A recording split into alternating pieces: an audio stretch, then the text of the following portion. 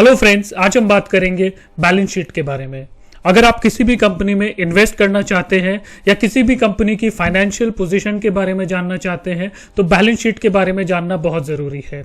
आप किसी भी कंपनी की बैलेंस शीट को पढ़ के 5 मिनट में उसकी फाइनेंशियल पोजीशन के बारे में पता लगा सकते हैं। बैलेंस शीट होता क्या है? बैलेंस शीट किसी भी कंपनी का जो वेल्थ है, किसी भी कंपनी की जो फाइनेंशियल पोजीशन है, उसके बारे में हमको बताता है। अगर हम एक सिंपल एग्जांपल पर्सनल लाइफ से लें, अगर आपको पता करना है कि आपकी वेल्थ कितनी है तो आप अपने सारे एसेट्स एक साइड में लिखेंगे, उनकी वैल्यू लिखेंगे और आपकी जो लायबिलिटीज है उसके बारे में लिखेंगे और जो नेट नंबर आता है वो आपकी वेल्थ हो गई। एग्जाम्पल, आपके पास घर है, आपके पास कैश है, आपके पास गाड़ी है, वो सारे आपके एसेट्स हो गए। और अगर आपने लोन लिया है किसी से तो वो आपकी लायबिलिटी हो गई और नेट जो नंबर बचता है वो आपकी वेल्थ हो गई।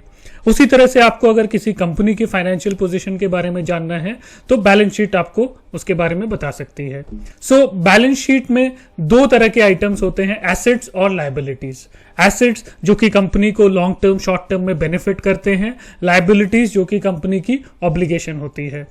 एसेट्स भी दो टाइप के होते हैं, नॉन करेंट एसेट्स जैसे कि प्लांट एंड मशीनरी, जैसे कि बाकी जो एसेट्स हैं जिनकी रियलाइजेशन 1 साल के बाद होती है, और करंट एसेट्स जो सेकंड कैटेगरी के एसेट्स होते हैं उनकी रियलाइजेशन 1 साल के अंदर होती है। फॉर एग्जांपल, अगर आपको किसी कस्टमर से पैसा लेना है और वो पैसा आपको 1 महीने के अंदर मिलने वाला है तो वो आपका करंट एसेट हो गया।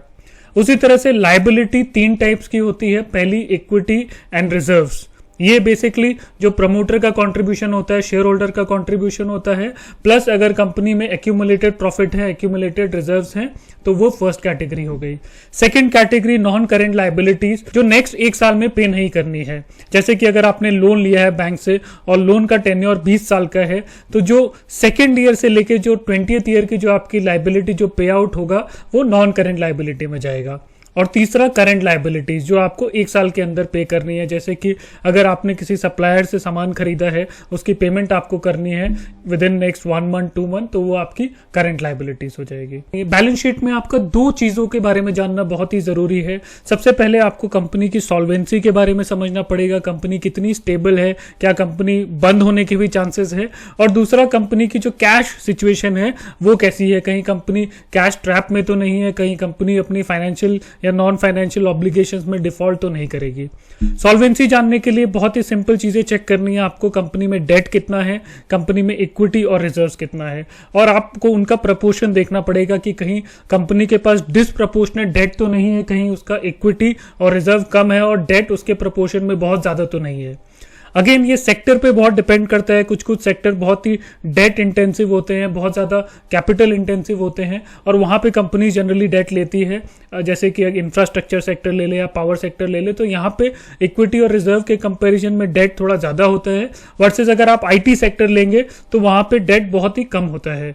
आप जिस सेक्टर की कंपनी एनालाइज कर रहे हैं, देख रहे हैं, आप देखिए कि उस सेक्टर में जो जनरल डेट होता है उसके कंपैरिजन में कहीं डिसप्रपोर्शनेट डेट तो नहीं है कंपनी के पास।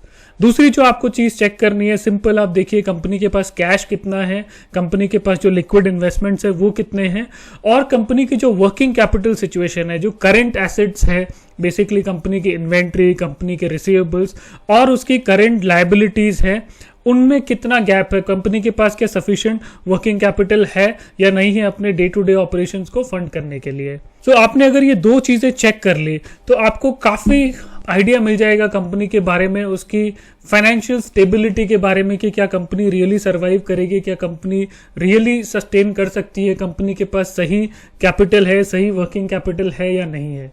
तो अब हम 2 एग्जाम्पल लेंगे, हम इन्फोसिस की बैलेंस शीट देखेंगे और हम रिलायंस डिफेंस की बैलेंस शीट देखेंगे, और आपको देख के ही समझ में आ जाएगा कि एक कंपनी कितना अच्छा कर रही है और दूसरी कंपनी ऑलमोस्ट बैंकरप्सी के स्टेज पे है। अगर हम इन्फोसिस की बैलेंस शीट देखें, सबसे पहले नॉन करेंट एसेट्स, इन्फोसिस के पास 47,653 करोड़ के नॉन करेंट एसेट्स हैं।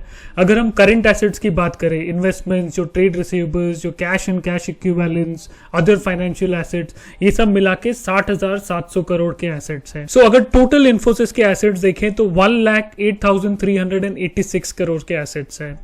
इसके कंपैरिजन में अगर हम लायबिलिटीज देखें, अगर हम इक्विटी एंड लायबिलिटी साइड देखें इन्फोसिस की बैलेंस शीट की, तो आप देखेंगे कि जो टोटल इक्विटी है 76,782 करोड़ की है। और अगर लाइबिलिटीज देखें तो नॉन करेंट जो लाइबिलिटीज है वो 7,739 करोड़ और जो करंट लाइबिलिटीज है वो 23,865 करोड़। तो आप देखेंगे कि इन्फोसिस की जो टोटल लाइबिलिटीज है वो बहुत ही कम है उसके इक्विटी और रिजर्व्स के कंपैरिजन में। अगर आप देखेंगे कि उसके जो एसेट्स है वो बहुत ही ज्यादा है एज कंपेयर टू लाइबिलिटीज जो इन्फोसिस को पे करनी है। अगर हम इन्फोसिस की टोटल लाइबिलिटीज को भी ऐड कर दे तो वो 31,604 करोड़ होती है, अगर करंट लाइबिलिटीज और नॉन करंट लाइबिलिटीज दोनों को ऐड कर दे। और उसकी जो इक्विटी प्लस रिजर्व है, जो पुराने प्रॉफिट्स है बैलेंस शीट में, वो है 76,782 करोड़। इन्फोसिस के पास काफी इक्विटी और काफी रिजर्व है, उसके कंपेरिजन में जो लाइबिलिटीज है वो बहुत ही कम है। अगर हम current asset to current liabilities का कंपैरिजन भी करें तो करंट एसेट्स जो कंपनी को एक साल में पैसा मिलने वाला है 60,733 करोड़ वर्सेस करंट लाइबिलिटीज देखें जो एक साल में पे करना है, जो ऑब्लिगेशंस है वो है 23,865 करोड़। ये ऑब्लिगेशंस और एसेट्स एक पॉइंट ऑफ टाइम के हैं जिस दिन ये बैलेंस शीट बनाई गई थी। इन्फोसिस के पास काफी अच्छा कैश रिजर्व्स है, काफी हेल्दी वर्किंग कैपिटल है और बैलेंस शीट है वो काफी स्ट्रांग है क्योंकि liabilities as compare to reserves and surplus बहुत ही कम है। रिजर्व्स एंड सरप्लस बहुत ज्यादा है एज कंपेयर टू इन्फोसिस की टोटल लाइबिलिटी जो उसकी बैलेंस शीट में है। हम ये समझ सकते हैं कि इन्फोसिस की बैलेंस शीट बहुत ही हेल्दी बैलेंस शीट है। सिंस ये आईटी सेक्टर में है तो प्लांट एंड इक्विपमेंट जनरली बहुत कम होता है। अगर आप मैन्युफैक्चरिंग कंपनीज की बैलेंस शीट देखेंगे तो प्लांट एंड मशीनरी बहुत ज्यादा होगा क्योंकि सारा का सारा जो काम है वो प्लांट एंड मशीनरी पे होता है, तो वहां पे इन्वेस्टमेंट ज्यादा होता है। अब हम देखेंगे एक दूसरी कंपनी जहां पे आप 5 मिनट में बैलेंस शीट से पता लगा सकते हैं कि कंपनी की फाइनेंशियल कंडीशन कितनी ज्यादा खराब है। अब हम देखेंगे बैलेंस शीट रिलायंस डिफेंस की, जो कि almost on the verge of bankruptcy है।